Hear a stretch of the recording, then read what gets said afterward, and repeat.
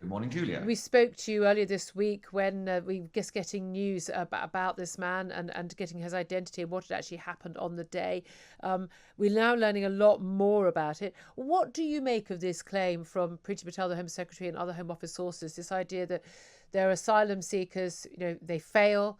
They need a ground for appeal, and this allegation from the Telegraph being very clear that the Church of England is basically giving them information and helping them and deliberately helping them to supposedly convert to Christianity, and that this was happening in Liverpool Cathedral, where this man apparently converted as a way of staying in the country, gaming the system. Priti Patel criticising the Human Rights Act, criticising the lawyers in the past, and also now criticising our dysfunctional system.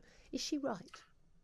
Well, yeah, of course she's right. I mean, this is an extraordinary turn-up of events. I mean, it's probably not surprising, judging by the asylum legal system that's built up and the industry that's built up around trying to keep asylum seekers who failed in their bids to come to the UK staying here. And of course, this conversion issue is one of them.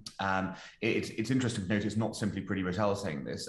Church figures within the very cathedral where he was converted have stated that they are suspicious of the number of converts who've come through. And of course, there is then the question of why the church is engaged in this activity when it knows that it's being gamed as part of it. These people may well not be genuine converts. So the whole thing is a mess, and it just shows you why we've got to crack down on this system to make sure that people who are coming into this country and who are then refused entry are then deported and not allowed to find reasons to stay when they've already been rejected.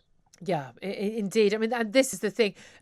We just spoke to, in the last half hour, Lord Carlisle, who's the former reviewer of terrorism legislation, and he said it was outrageous for Priti Patel to blame the church or to blame the courts. And he said it was tosh and nonsense that things like the Human Rights Act, which is often blamed, is preventing us from having a working system.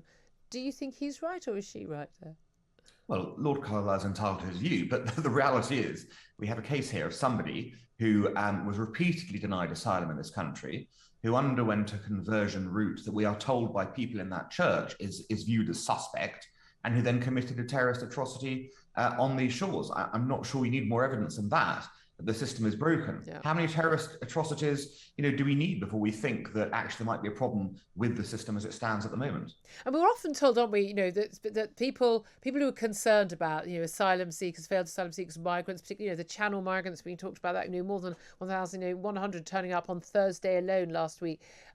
Terrifying numbers, frankly, and which we're told actually by experts, actually these are not unusual numbers coming over. They used to just go through routes that weren't quite so visible. We just couldn't get it on camera, so we weren't really aware of it. But this huge number of people who are undocumented a lot of the time, that, this man, apparently the Ahmad al-Swahiman, he has an Iraqi mother, a Syrian father, but he'd come from Jordan. The reason he failed in his asylum seeking pledge was because he was actually an economic migrant from Jordan and therefore was not eligible for asylum. But we're often told that, but saying that this is an issue and this is a danger for our society, that these, huge numbers of young men, we've got no idea who they are or where they've come from or what their motives are, coming into this country. Some, yes, desperate, some hoping to form a new life. Some, I'm sure some of them will end up being heart surgeons eventually. But the reality is, we don't know whether more people like Swillamine are coming on boats and arriving here and getting to stay here. And we don't know what their motive is or why they're here or what they're going to do to us. That's not xenophobic or racist or unreasonable to have those concerns, is it? No, of course it isn't. And look, you start off with the key premise, which is these are illegal immigrants. It's not someone railing about the state of legal immigration and going, "Oh, bloody foreigners, don't want to see them," on the shores. These are people who have failed in their legal attempt to come to this country, which I don't think anyone would have any problem with if they passed in that way. And instead, they have tried to stay in this country illegally and extend their stay in whatever way. And we have many of these cases coming in, as you've highlighted. And as you say, we don't know who they are because they're not documented properly. We don't know what they believe or what they intend to do here. And we don't know, in this particular instance, if they're capable of, kind of committing terrorist atrocities. That is not the way for any country to behave. It's not a xenophobic issue. It's a national security issue. Alan Mendoza, really appreciate you joining us, Executive Director of the Henry Jackson Society.